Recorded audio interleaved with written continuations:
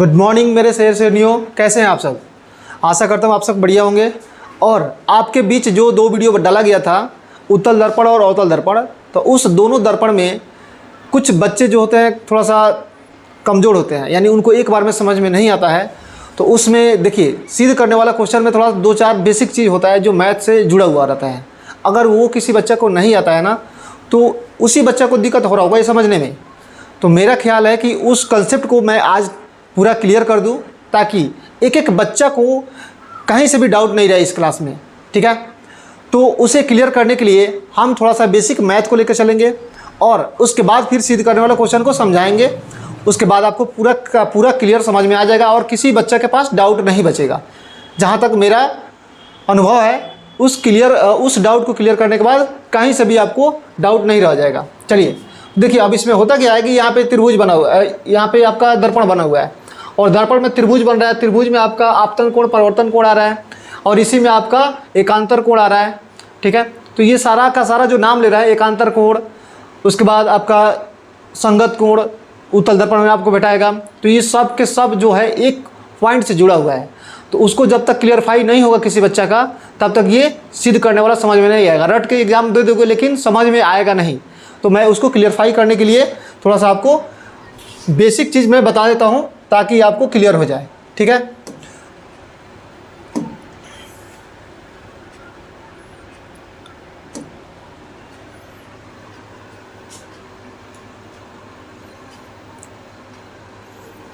चलिए,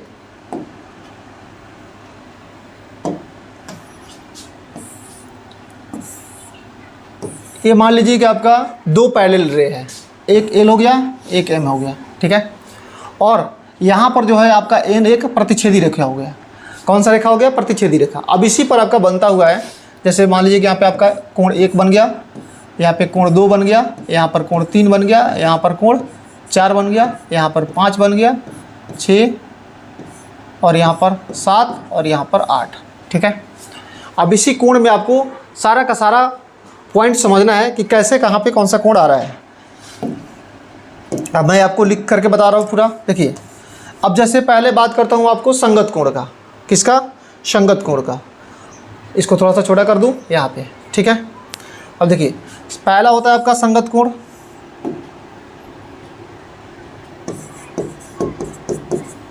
संगत कोण छोड़िए, पहले आप ले लेते हैं यहाँ पे अंत एकांतर कोण।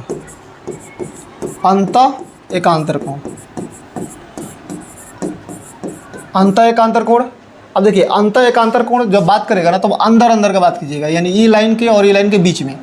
अंत एकांतर कोण तिरछा तिरछी देखिएगा, 3 से 6 और 4 से यहाँ पर ये आपका है 3 4 5 हो गया ये, ठीक है। अंत एकांतर कोण यानी आपका कोण 3 जो होगा किसके बराबर होगा? कोण 6 के बराबर होगा। अगला कोण जो 4 होगा आपका, ये किसके बराबर होगा? कोण 5 के बराबर होगा, ठीक है। चलिए, तो ये आपका हो गया अंत एकांतर कोण। अब आते हैं इसी पर अगला नंबर, बाह्य एकांतर कोण। कौन सा? बाह्य एकांतर कोण। बाह्य एकांतर कोण, देखिए, अब इसको अल्टरनेट इंटीरियर एंगल कहते हैं, इसको अल्टरनेट एक्सटीरियर एंगल कहते हैं इंग्लिश में। चलिए, अब बाह्य एकांतर कोण में देखिए, बाहरी यानी एंगल 1 जो होगा 8 के बराबर होगा, एंगल 2 जो होगा किसके बराबर होगा? 7 के बराबर होगा। तो यहाँ पे लिखिए कोण 1 बराबर कोण 8, फिर कोण 2 बराबर कोण 7। ये दो कोण आपको समझ में आया। अब देखिए, अब यहीं से आपका क्या होता है कि अगर बात करते हैं तीसरा नंबर हम ले लेते हैं किसका? संगत कोण का। किसका?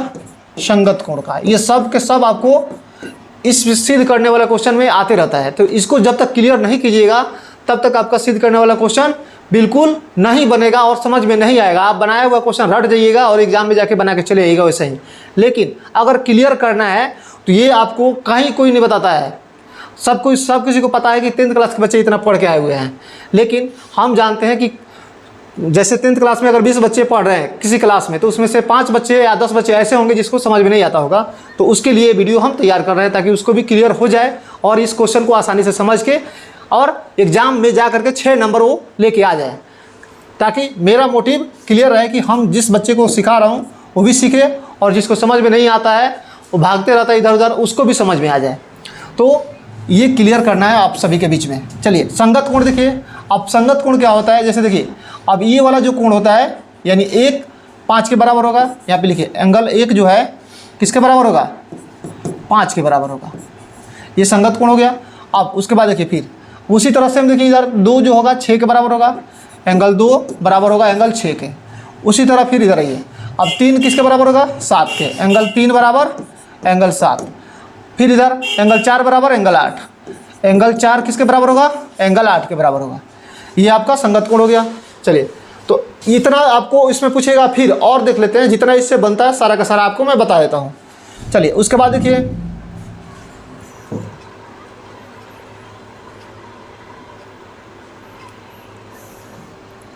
अब इसमें हम देख लेते हैं क्या, शीर्षाभिमुख कोण। शीर्षाभिमुख कोण देख लेते हैं 4 नंबर में।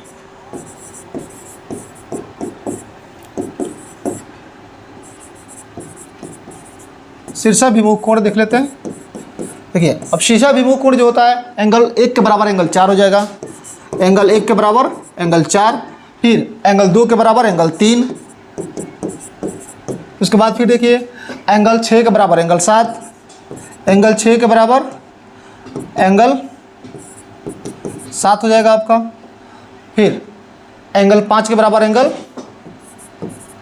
8 हो जाएगा। ठीक है, हो गया इतना। चलिए अब इसके बाद और बनता है आपके पास जो कोण बनता है मैं आपको बता देता हूँ। देखिए जैसे आपके पास यहाँ था, मैंने 2 को देख लिए। अब उसके बाद देखिए संगत कोण। संगत कोण बता दिए थे, ठीक है। अब एक ही तरफ के जो होता है संगत कोण, यानी ये वाला कोण और ये वाला कोण, दोनों 180 बनाता है। फिर इधर से इधर के जोड़ेंगे तो 180 बनाता है। तो हमको इसमें किसका किसका जरूरत पड़ेगा, एकांतर कोण का, संगत कोण का और सम्मुख कोण का, 3 कोण का जरूरत पड़ेगा। जो 3 कोण आपको हम समझा दिए। चलिए अब चिन्ह परिपाटी में आपको समझना है कि जैसे मान लीजिए कि आपको मैथ में पढ़ाया गया होगा कि इधर वाला चीज़ होता है धनात्मक होता है। क्या होता है, धनात्मक होता है। इधर वाला चीज़ जो होता है क्या होता है, ऋणात्मक होता है। यानी ये वाला जो साइन होता है आपका, ये ऋणात्मक होगा आपका, ऋणात्मक, यानी इधर का निगेटिव पॉइंट, इधर पॉजिटिव पॉइंट। ठीक है, तो ये बात आपको समझना है। दर्पण हम यहीं पे अगर ऐसे रख रहे हैं, ठीक है, ऐसे रख रहे हैं, ठीक है, और कलाई कर दिया इधर से बाहर से, तो इधर जो भी रहेगा आपका वस्तु रहेगा, और इधर अगर प्रतिबिंब बन रहा है और इधर आपका फोकस हो रहा है, तो ये सब के सब क्या होगा, निगेटिव में होगा, निगेटिव में होगा। और ये दर्पण कौन सा है, अवतल दर्पण है। तो अवतल दर्पण में आपको बताया जाता है फोकस दूरी, वस्तु दूरी, प्रतिबिंब दूरी, ये सब के सब निगेटिव में होता है। तो निगेटिव में क्यों होता है, तो यही रीजन होता है। चिन्ह परिपाटी में आपको यही समझना है, ठीक है। और अगर आप रखते हैं उत्तल दर्पण, ठीक है, उत्तल दर्पण रखते हैं, तो देखिए उत्तल दर्पण रखते हैं, तो देखिए अब क्या होता है कि उत्तल दर्पण में अगर इधर से हम दर्पण रख देते हैं, इधर से रख देते हैं, तो कलाई हमारा अंदर से रहेगा। तो बताइए हमारा सिर्फ वस्तु इधर रहेगा, क्या रहेगा, वस्तु इधर रहेगा, बाकी हमारा फोकस दूरी इधर बनेगा और प्रतिबिंब दूरी भी इधर ही बनेगा। ठीक है, सिर्फ वस्तु इधर रहेगा, तो वस्तु हमारा नेगेटिव में होगा, बाकी सब पॉजिटिव में होता है। तो ये चिन्ह परिपाटी का रूल होता है। तो हम आपको लेके आते हैं अपने टॉपिक पे, और एक बार फिर से आपको समझाने की कोशिश करता हूँ। जितने भी कमज़ोर बच्चे हैं, एकदम जो बेसिक से नहीं पढ़े हैं कभी भी, उनके लिए भी है वीडियो। अगर वो भी देखेंगे तो उनको समझ में आ जाएगा। यहाँ से हम आपको लेके चलते हैं अपने मेन पॉइंट पे।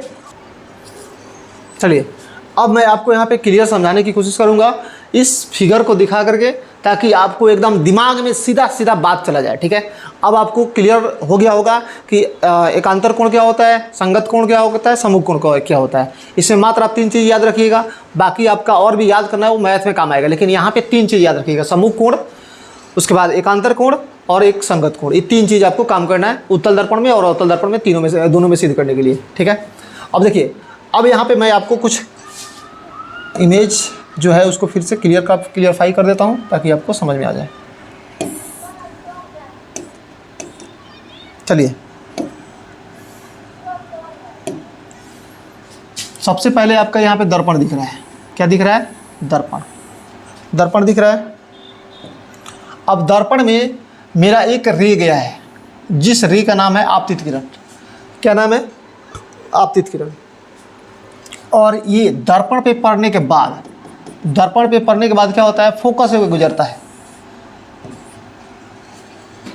फोकस होकर गुजरता है। और इसी बीच हमारा एक अभिलंब तैयार होता है।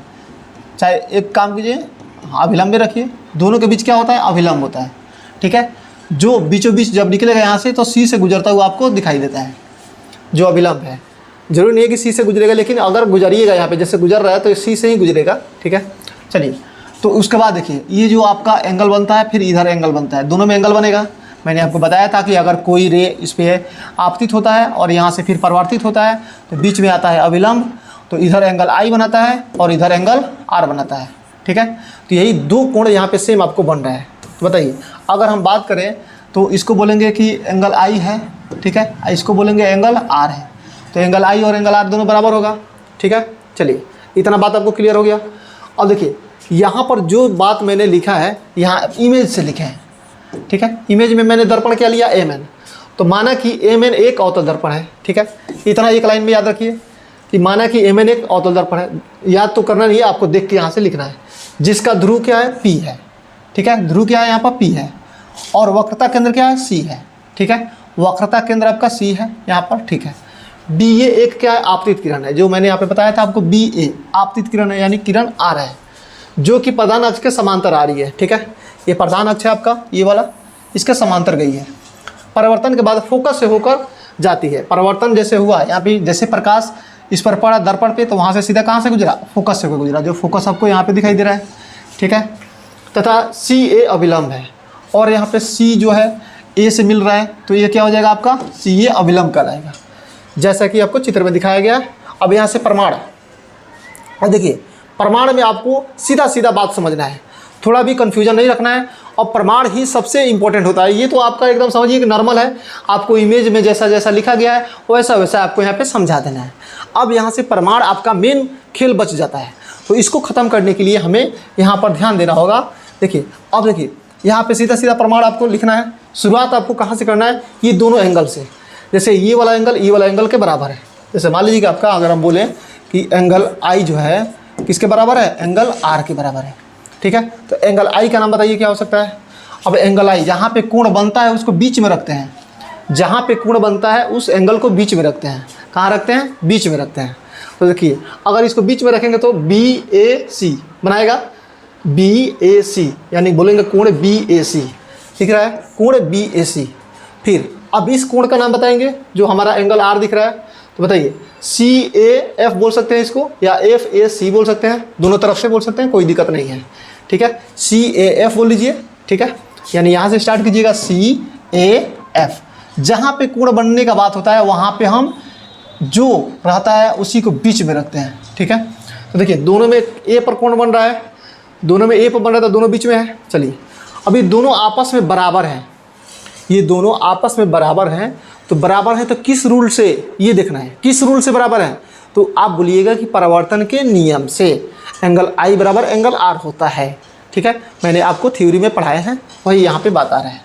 तो बताइए ये दोनों आपस में बराबर है किससे, तो परावर्तन के नियम से।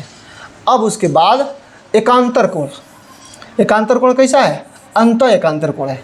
कैसा है, अंत एकांतर कोण, जो मैंने आपको बताया था।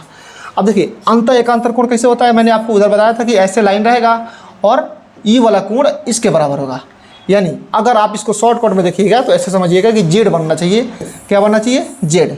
तो ये वाला कोण इस कोण के बराबर होगा, यानी दोनों पैरेलल लाइन था, तो इसको थोड़ा सा आगे बढ़ा लीजिए और इसको आगे बढ़ा लीजिए और इसको ऊपर कर दीजिए, इसको नीचे कर दीजिए, तो यही ना अंदर अंदर बन रहा है। देखिए, तो ये दोनों क्या हो जाएगा, एकांतर कोण से। और एकांतर कैसा है, अंदर अंदर है, अंत एकांतर बोलेंगे, क्या बोलेंगे, अंदर अंदर है तो अंत एकांतर, बाहरी बाहरी होता है तो बाह्य एकांतर बोलते हैं। चलिए, इतना बात क्लियर हुआ। अब एकांतर कोण कहाँ पे आपको दर्शा दूँ, यहाँ पे देखिए, अब जेड कहाँ बन रहा है, देखिए यहाँ से ले करके ऐसे और ऐसे बन रहा है, या पूरा ले लीजिए, ऐसे ऐसे ऐसे ऐसे। ठीक है, जैसे मैं आपको बता दूं, ऐसे बन रहा है। अब यहाँ पे आप सी वाला को मीटर रखिएगा, यहाँ पे आई वाला। ठीक है, जैसे यहाँ से आया और यहाँ पर बन रहा है। ठीक है, यहाँ से आया, यहाँ से बन रहा है, तो ई वाला कोण के बराबर होगा। ठीक है, यानी एंगल जो आई होगा इस कोण के बराबर हो जाएगा। तो इस आई का नाम बताइए क्या है, तो आई वाला का नाम ऊपर है बी ए सी, तो बी ए सी नीचे है। ठीक है, अब इसका नाम बोलिए, यानी एंगल सी आपको बनाना है, तो एंगल सी बीच में होना चाहिए। ठीक है, तो बोलिए ए सी एफ बनेगा, ए सी एफ। आया, तो ये वाला कोण आपका इसके बराबर हो जाएगा, यानी इसको एंगल आई भी बोल सकते हैं या के भी बोल सकते हैं, कोई दिक्कत नहीं है। ठीक है, तो आप यही याद रखिएगा ए बी ए सी और ए सी एफ ये किससे बना, तो अंतः एकांतर कोण से। ठीक है, इस दोनों में कहीं से दिक्कत। अब इस दोनों को जैसे सोल्व कीजिएगा तो इसमें देख लीजिए जो कॉमन पार्ट दिखता है उसको आप हटा दीजिए और जो दो बच गया उसको बराबर कर दीजिए। ठीक है, बस यही आपका इसमें मेन रोल है। यहाँ पे कॉमन आपको दिख रहा है तो ये दोनों हटा दीजिए, तो क्या बचा सी ए एफ बराबर ए C F, C A F बराबर ए सी एफ। ठीक है, ये दोनों आपको हो गया यहाँ से क्लियर। अब बात करते हैं एक त्रिभुज का, जो त्रिभुज आपका ए एफ सी बना रहा है। क्या बना रहा है, A F C. A F C आपको दिखाई दे रहा है, मैं थोड़ा सा कलर चेंज करके बता दूँ आपको। ए एफ सी, यहाँ से त्रिभुज बन रहा है आपका, जैसे मान लीजिए कि यहाँ पे आपका दर्पण था ऐसे। ठीक है, तो ये त्रिभुज आपको बन रहा है यहाँ से ए एफ सी त्रिभुज बन रहा है। अब देखिए जब ए एफ सी त्रिभुज बन रहा है तो आपका एंगल यहाँ पे जो आ रहा है, ऐसे मान लीजिए ऐसा त्रिभुज बन गया आपका, ऐसा त्रिभुज बन गया आपको।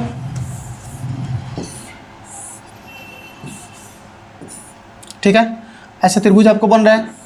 अब ऐसे त्रिभुज बन रहा है तो यहाँ पे आपका एंगल आई आ गया, यहाँ पे एंगल आर ऑलरेडी है आपका। एक किसी से आया था, अंतः एकांतर कोण से। तो बताइए एंगल आई और एंगल आर आपस में दोनों बराबर हैं। तो ये भी एक और बात ध्यान रखिएगा आप। ठीक है, मैं आपको बताता हूँ कि जैसे मान लीजिए यहाँ पे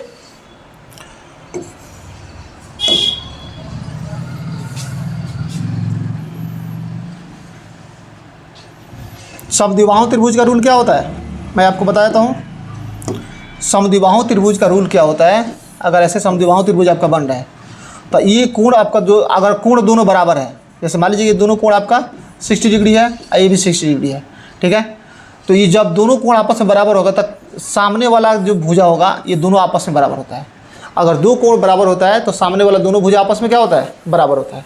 ठीक है, तो यही देखिए ये जो आपका त्रिभुज बन रहा है यहाँ पर, ये जो त्रिभुज बन रहा है आपका, तो बताइए इसमें कोण दोनों कौन कौन बराबर आ रहा है। तो ये एंगल आपका आर था, ये आपका एंगल आई आ रहा है, यानी सेम इसके तरह ऊपर आई है तो ये भी आई हो जाएगा। तो ये दोनों आपस में बराबर है, तो इसके सामने की भुजा कौन हो गया, ये, और इसके सामने की भुजा ये दोनों आपस में क्या हो जाएगा, बराबर हो जाएगा। तो बताइए जब बराबर होगा तो आपका ये वाला भुजा आपस में बराबर होगा। ध्यान से समझिए इस बात को, जब एंगल आई और एंगल आर आपस में बराबर है, ठीक है, तो एंगल आई के सामने वाला भुजा और एंगल आर के सामने वाला भुजा आपस में भी बराबर होगा। ये रूल होता है, आप इसको याद रखिएगा। ठीक है, चलिए अब यहाँ से देखिए, जैसे मैंने इस त्रिभुज का बात किया तो ये दोनों आपस में बराबर होगा। ठीक है, जब कोण बराबर होगा तो भुजा भी बराबर होगा। सी एफ बराबर ए एफ, सी एफ ये नीचे वाला भुजा और ए एफ ये वाला भुजा आपस में क्या होगा, बराबर होगा। बस इतना बात आपको अगर समझ में आ गया तो आगे समझाने में आपको प्रॉब्लम नहीं होगा। चलिए अब देखते हैं, हम थोड़ा सा ऊपर कर लेते हैं इसको। देखिए अब जैसे यहाँ पे देखिए ये दोनों आपस में क्या हो गया, बराबर हो गया भुजा। तब कह रहा है कि चूंकि दर्पण का द्वारक बहुत छोटा है, तो जब दर्पण का द्वारक जब छोटा रहता है तो क्या होता है, जैसे मान लीजिए रे आया यहाँ से ऐसे और ये आपका फोकस ऐसे गुजर गया, तो दर्पण का द्वारक ये हम मान लेते हैं कि क्या है, इसको हम जूम किए हैं, क्या किए हैं, थोड़ा सा ज़्यादा जूम किए हैं। अगर इसको छोटा करेंगे एकदम साफा छोटा कर देंगे तो ये दोनों क्या हो जाएगा, सटा हुआ महसूस होगा।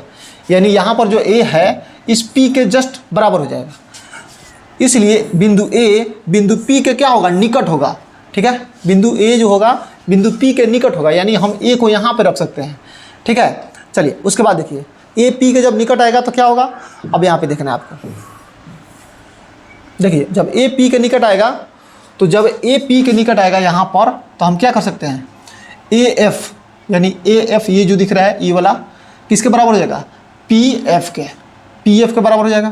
तो इक्वेशन हमारा क्या हो जाएगा, 4। इस बात को समझ गए कैसे हुआ। और जैसे मान लीजिए कि ए एफ है, जब ये इसके निकट आ जाएगा तो ये पी एफ है, यहाँ से यहाँ तक पी एफ है और ये वाला ए एफ है, ये दोनों आपस में क्या हो जाएगा, बराबर हो जाएगा।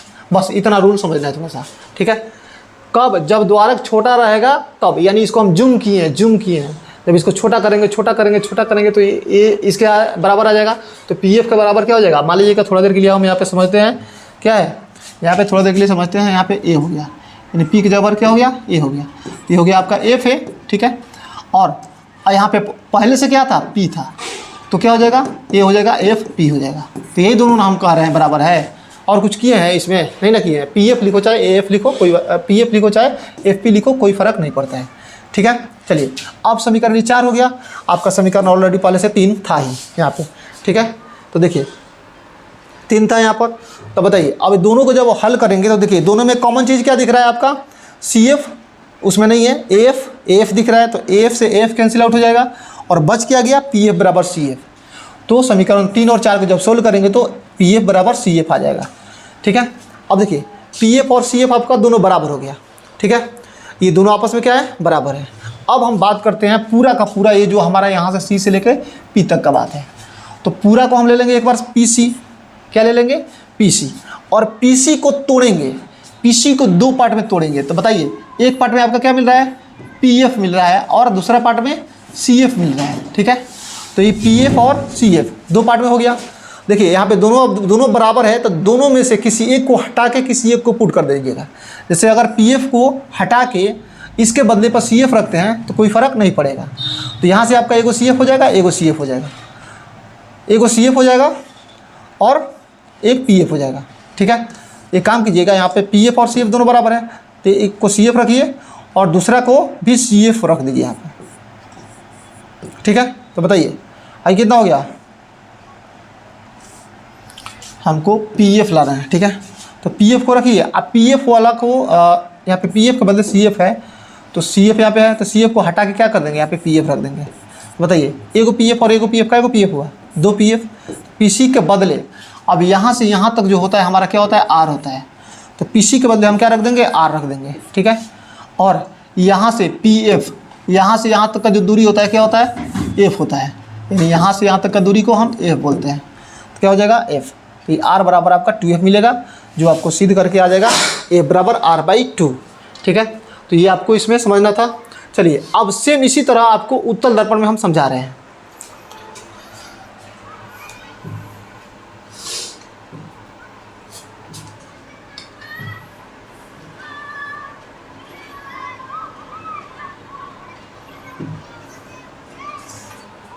देखिए उत्तल दर्पण में आपको जो उसका परिवर्तक सतह होता है क्या होता है, उभरा होता है।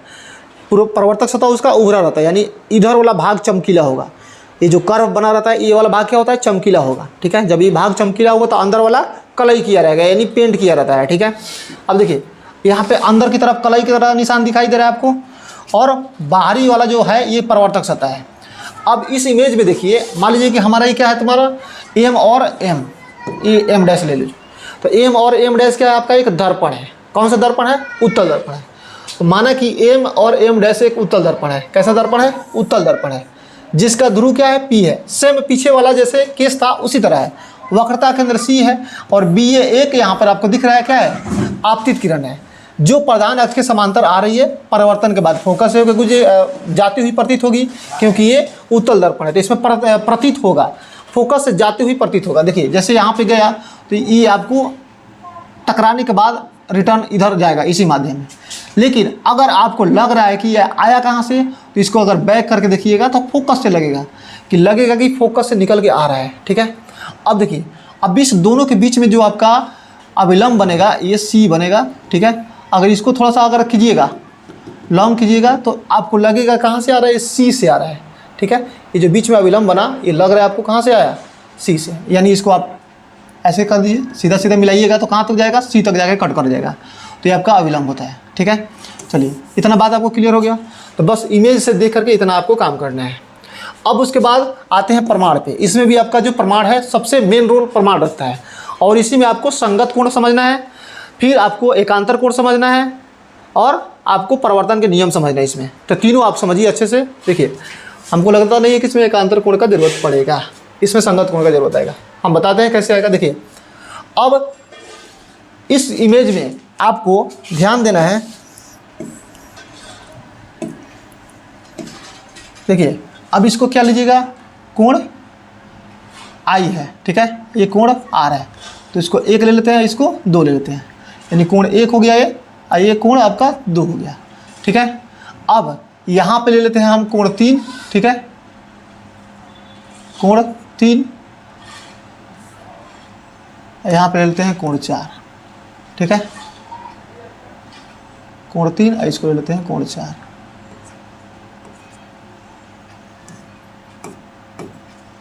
कोण 3 और कोण 4, ठीक है। देखिए अब इस इमेज में देखिए आपको ये कोण 3 है, दिख रहा होगा।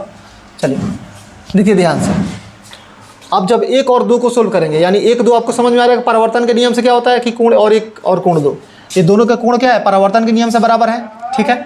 अब उसके बाद देखिए जो आपका कोण 1 है कोण 4 के बराबर है, ठीक है। 1 सेकंड, इसको कोण 1 ले लीजिए, इसको कोण 2 ले लीजिए,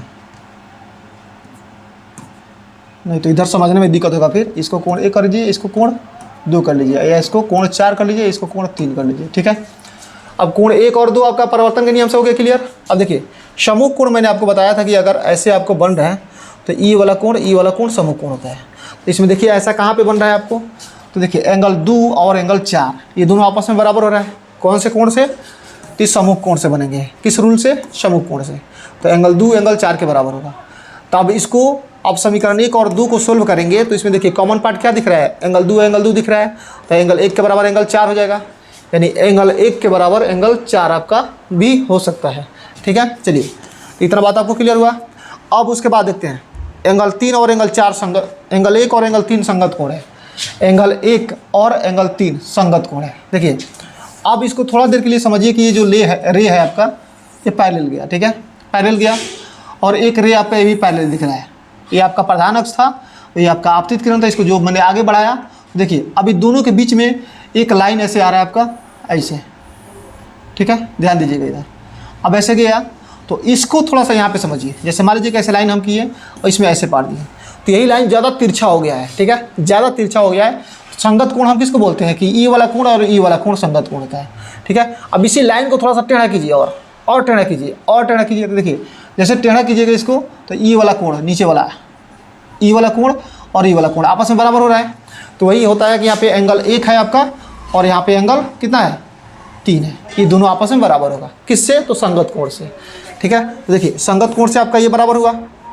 चलिए जब बराबर हो गया संगत कोण से, तब समीकरण 3 कहाँ पे था, यहाँ पर है। समीकरण 4 ये वाला हुआ, संगत कोण वाला, ठीक है। जब इस दोनों को सोल्व करेंगे तो देखिए अब यहाँ पे एंगल 4 दिख रहा है, इसमें भी इसमें एंगल 1 है, यहाँ भी एंगल 1 है, दोनों कॉमन है, तो इसको हटा देंगे तो एंगल 1 के बराबर एंगल 3 के बराबर एंगल 4 आपको दिखाई देगा, ठीक है। तो समीकरण 3 और जब 4 को सोल्व करेंगे तो एंगल 3 और एंगल 4 आपको बराबर दिखाई देगा यहाँ पे। जब यहाँ पे ये दोनों बराबर हो गया तब उसके बाद त्रिभुज में बात करेंगे कि AFC में। अब त्रिभुज AFC में बात करेंगे तो देखिए अब त्रिभुज AFC में आते हैं, थोड़ा सा त्रिभुज आपको दिखा दूँ।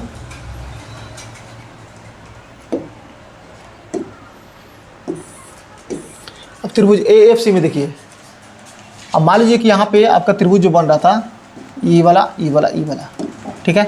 तब इसमें देखिए अब जो हमने क्या बोला कि एंगल 3 एंगल 4 के बराबर होगा, तो एंगल 3 आपको दिख रहा है यहाँ पर, थोड़ा सा देखिए एंगल 3 आपका, एंगल 4, एंगल 3 यहाँ पे था, एंगल 4 था, ये दोनों जब आपस में बराबर होगा तो मैंने आपको बताया था कि जब समद्विबाहु त्रिभुज होता है, जब दो कोण आपस में बराबर होते हैं तो दोनों कोण के सामने वाला भुजा भी आपस में क्या होंगे, बराबर होंगे। तो बताइए इस कोण के सामने वाला भुजा कौन हो जाएगा, ये हो जाएगा, इस कोण के सामने वाला भुजा ये हो जाएगा, तो ये दोनों आपस में बराबर हो जाएगा, ठीक है। तो देखिए ये क्या हो गया आपका FC और इधर से आपका हो जाएगा BF, ठीक है। अब देखिए यहाँ पे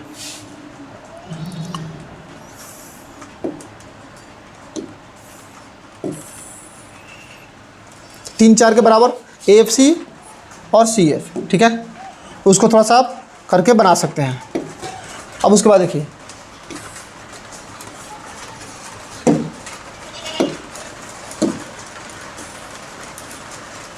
अब फिर मैंने बताया कि यदि दर्पण का द्वारक बहुत छोटा होगा, तब जब दर्पण का द्वारक बहुत छोटा होगा तो क्या हो जाएगा, ई वाला जगह आपको यहाँ पे आ जाएगा, यानी B यहाँ पर आ जाएगा, तो PF बदले क्या हो जाएगा, PF के बदले क्या हो जाएगा आपका यहाँ पर